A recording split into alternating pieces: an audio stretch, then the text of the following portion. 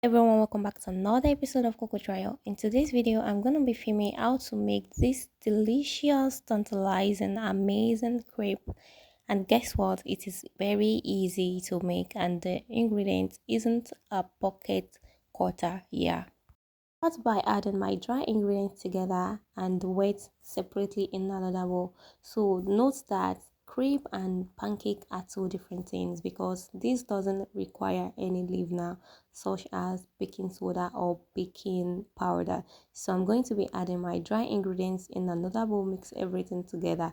Check the description box for full details of my ingredients. I'm gonna whisk it thoroughly to combine, and then we're gonna pour it on our dry ingredients. And our dry ingredients is just the combination of salt and flour. So pour it over, whisk it very well till you have no lumps. We're just gonna be rubbing some butter onto our fry pan, or you can use skillet. So this is the consistency of our batter. We don't want it thick, very watery. Then you're just gonna roll it over the frying pan to make sure you have this circle. Then once it is cooked from the bottom, then you flip it over, then let it cook on the other side. That should take about 1 to 2 minutes.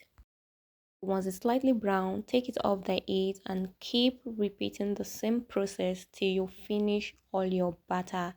And guess what? You can fill this with any fillings of your choice. So I'm just gonna be taking this as a dessert. You can actually take it as breakfast also. So I'm just gonna place just one sheet of my crepe.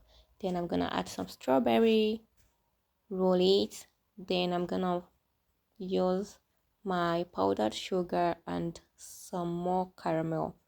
Then I'm good to go. You can fill it in with your mozzarella cheese, tuna, chicken, fish, anything. Just mention it. So you can always put anything for your fillings. You can use Nutella, you can use onion, so anything that you want. Okay.